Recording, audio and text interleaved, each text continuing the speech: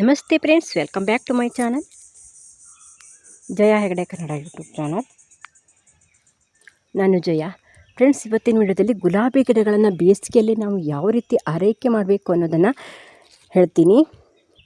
ನೋಡಿ ಎಷ್ಟು ಚೆನ್ನಾಗಿ ಮೊಗ್ಗು ಬರ್ತಾ ಇದೆ. ಇದಂತೂ ತುಂಬ ಚೆನ್ನಾಗಿದೆ. ನೆಲದಲ್ಲಿರೋ ಗಿಡಗಳಿಗಾದರೆ ನಾವು ನೀರನ್ನು ಎಷ್ಟು ಹಾಕಿದರೂ ಪರವಾಗಿಲ್ಲ, ಅಷ್ಟು ಬೇಕಾಗತ್ತೆ ಅದಕ್ಕೆ. ನೋಡಿ ಎಷ್ಟು ದಪ್ಪನಾಗಿ ಚಿಗುರು ಬರ್ತಾ ಇದೆ ನನ್ನ ಗಿಡಗಳು. ನೋಡ್ಬೋದು ನೀವು ಇಲ್ಲಿ ಎಷ್ಟು ದಪ್ಪನಾಗಿ ಚಿಗುರು ಬಂದು ಎಷ್ಟು ದೊಡ್ಡ ಸೈಜಲ್ಲಿ ಚೆಂಡು ಹೂವಾಗುತ್ತೆ.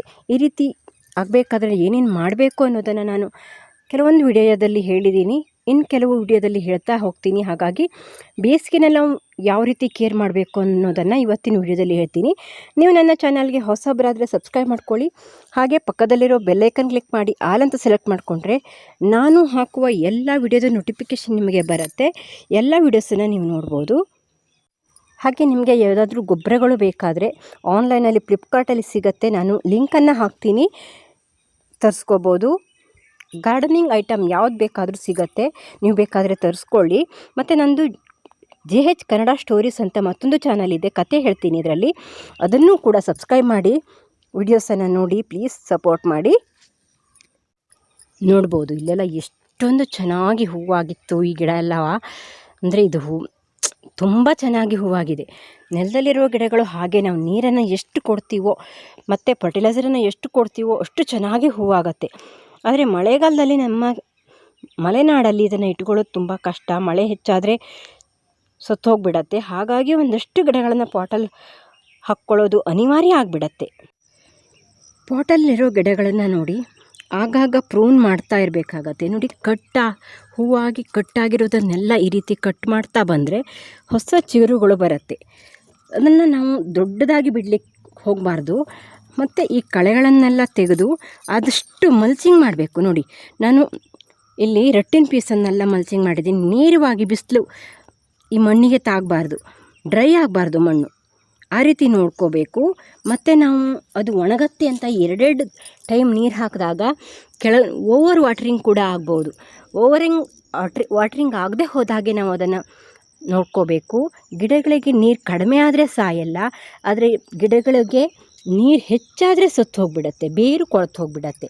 ಹಾಗಾಗಿ ನೀರು ಎಷ್ಟಾಗಿದೆ ಅಂತ ನೋಡಿಕೊಂಡೇ ನಾವು ನೀರನ್ನು ಹಾಕಬೇಕಾಗತ್ತೆ. ನೋಡಿ ಮಣ್ಣು ಇಷ್ಟು ಒದ್ದೆ ಇದ್ದರೆ ಸಾಕಾಗತ್ತೆ. ನೋಡಿ ಇಷ್ಟು ಒದ್ದೆ ಇದ್ದರೆ ಅದಕ್ಕೆ ಮತ್ತೆ ನಾವು ನೀರನ್ನು ಹಾಕುವ ಅವಶ್ಯಕತೆ ಇರಲ್ಲ. ಮೇಲಿನ ಮಣ್ಣು ನಾವು ಈ ಮಲ್ಚಿಂಗ್ ಮಾಡದೆ ಹೋದರೆ ತುಂಬ ಡ್ರೈ ಆಗಿಬಿಡತ್ತೆ. ಹಾಗಾಗಿ ಮಲ್ಚಿಂಗ್ ಮಾಡೋದು ತುಂಬಾ ಒಳ್ಳೆಯದು. ಮತ್ತು ನೋಡಿ ಬೇಸಿಗೆಯಲ್ಲಿ ಈ ಗಿಡಗಳಿಗೆ ತುಂಬ ಬಿಸಿಲು ಬಂದರೆ ಹೂವೆಲ್ಲ ಹಾಳಾಗಿಬಿಡತ್ತೆ, ಹೂವೆಲ್ಲ ಒಣಗ್ದಾಗ ಆಗುತ್ತೆ. ಮತ್ತು ಅಷ್ಟೊಂದು ಬಿಸಿಲು ಬೇಕಾಗಲ್ಲ. ಹಾಗಾಗಿ ನಾವು ನೋಡಿ ಈ ರೀತಿ ಗ್ರೀನ್ ನೆಟ್ಟನ್ನು ಹಾಕ್ಕೋಬೇಕಾಗತ್ತೆ. ತುಂಬ ಬಿಸಿಲು ಬರುವಂಥ ಜಾಗದಲ್ಲಿ ಇಡೋದು ಬೇಡ. ಒಂದು 3 ರಿಂದ 4 ಗಂಟೆಗಳ ಕಾಲ ಬಿಸಿಲು ಬಂದರೆ ಸಾಕಾಗತ್ತೆ. ಹಾಗೆ ನಾವು ಗಿಡನ ನೋಡ್ಕೋಬೇಕಾಗತ್ತೆ. ಮತ್ತು ಫರ್ಟಿಲೈಸರ್ ಅಂತ ಬಂದರೆ ಲಿಕ್ವಿಡ್ ಫರ್ಟಿಲೈಸರ್ ಈ ಟೈಮಲ್ಲಿ ಹೆಚ್ಚು ಕೊಡಬೇಕು. ಅಂದರೆ ವಾರಕ್ಕೆ ಒಂದು ಸಾರಿ ಆದರೂ ಕೊಡಲೇಬೇಕು ನಾವು ಲಿಕ್ವಿಡ್ ಫರ್ಟಿಲೈಸರನ್ನು. ಮತ್ತು ನೋಡಿ ಇಷ್ಟೊಂದು ಚೆನ್ನಾಗಿ ಹೂವಾಗಿದೆ ಈ ಗಿಡಗಳೆಲ್ಲ. ಇದಕ್ಕೆ ನಾನು ಯಾವ್ಯಾವ ಫರ್ಟಿಲೈಸರನ್ನು ಹಾಕಿದ್ದೀನಿ ಅನ್ನೋದು ನನ್ನ ಚಾನಲ್ಗೆ ಹೋದರೆ ಎಲ್ಲವೂ ಸಿಗುತ್ತೆ. ಯಾವ ರೀತಿ ನಾನು ಕೇರ್ ಮಾಡಿದ್ದೀನಿ ಅಂತಲೂ ಸಿಗತ್ತೆ. ಅದನ್ನೆಲ್ಲ ನೋಡಿ ಹೊಸ ಚಿಗುರು ಬರಲಿಕ್ಕೆ ನಾವು ಎಷ್ಟು ಫರ್ಟಿಲೈಸರನ್ನು ಹಾಕ್ತೀವೋ ಅಷ್ಟೇ ಗಿಡಗಳಿಗೆ ರೋಗ ಬರದಂತೆ ತಡೆಯೋದು ಅಷ್ಟೇ ಮುಖ್ಯ ಆಗುತ್ತೆ. ನಾನು ಹಾಗೆ ಕೀಟನಾಶಕ ಕೂಡ ನಾನು ಸ್ಪ್ರೇ ಮಾಡೋದನ್ನು ಹೇಳಿದ್ದೀನಿ, ಮೊನ್ನೆ ಒಂದು ಹೇಳಿದ್ದೀನಿ. ಅದರಲ್ಲೂ ಕೂಡ ನಮ್ಮ ಕೀಟಗಳನ್ನ ಹತೋಟಿ ಮಾಡುತ್ತೆ. ಹಾಗಾಗಿ ನಾವು ವಾರಕ್ಕೆ ಒಂದು ಸಾರಿ ಯಾವುದಾದ್ರೂ ಆರ್ಗ್ಯಾನಿಕ್ ಪೆಸ್ಟಿಸೈಡನ್ನು ಸ್ಪ್ರೇ ಮಾಡ್ತಾ ಇರಬೇಕಾಗತ್ತೆ. ನೋಡಿ ಬೇಡ ನಿಮಗೆ ಟೈಮ್ ಇಲ್ಲ ಅಂದರೆ 15 ದಿವಸಕ್ಕೆ ಒಂದು ಸಾರಿ ಆದರೂ ಆರ್ಗ್ಯಾನಿಕ್ಕನ್ನು ಸ್ಪ್ರೇ ಮಾಡ್ತಾ ಬನ್ನಿ. ಆಗ ಗಿಡಗಳು ಹೆಲ್ದಿಯಾಗಿ ಬರುತ್ತೆ.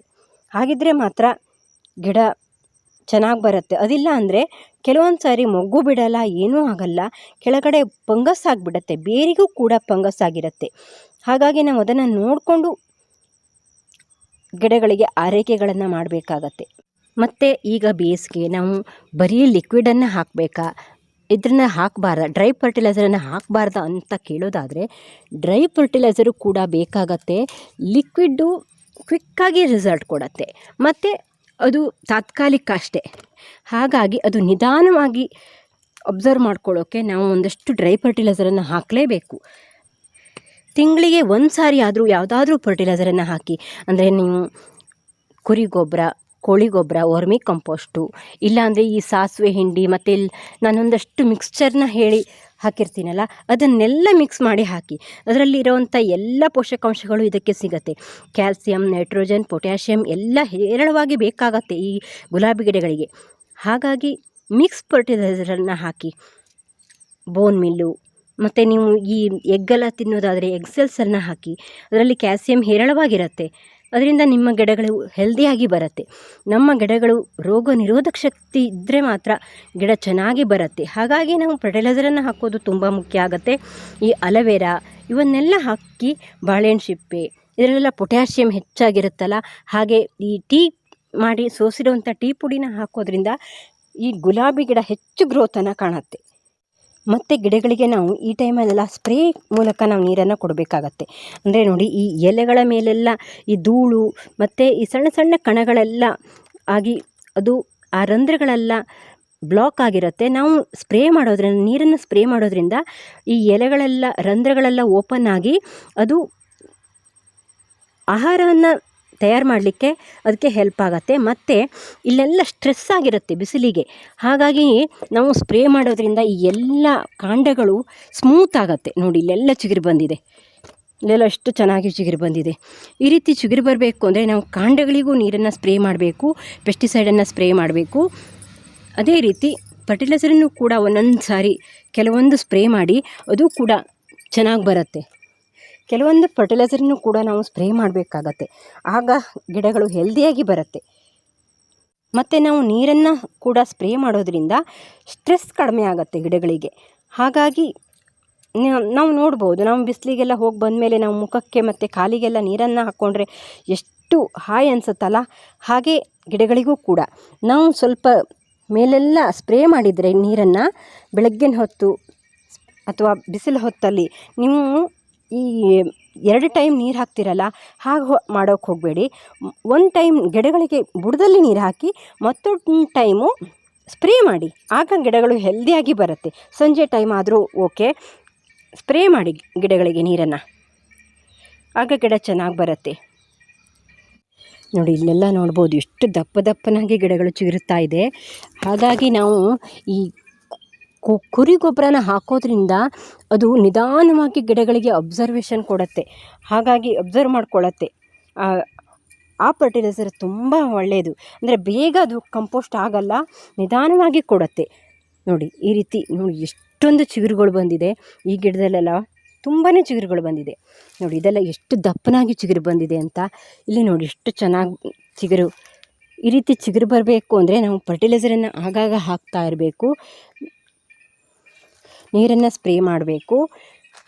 ಮತ್ತು ಆದಷ್ಟು ನೆರಳು ಬರಬೇಕು ಗಿಡಕ್ಕೆ, ತುಂಬ ಬಿಸಿಲು ಬರಬಾರ್ದು. ನೀವು ನಮ್ಮಲ್ಲಿ ನೋಡ್ಬೋದು, ಇಲ್ಲಿ ಮಾವಿನ ಗಿಡ ಎಲ್ಲ ಇದೆ, ಅದರ ನೆರಳು ಇಲ್ಲಿ ಬೀಳುತ್ತೆ. ಹಾಗಾಗಿ ಹೂವು ಹಾಳಾಗಲ್ಲ, ಗಿಡನೂ ಕೂಡ ಹೆಲ್ದಿಯಾಗಿರುತ್ತೆ.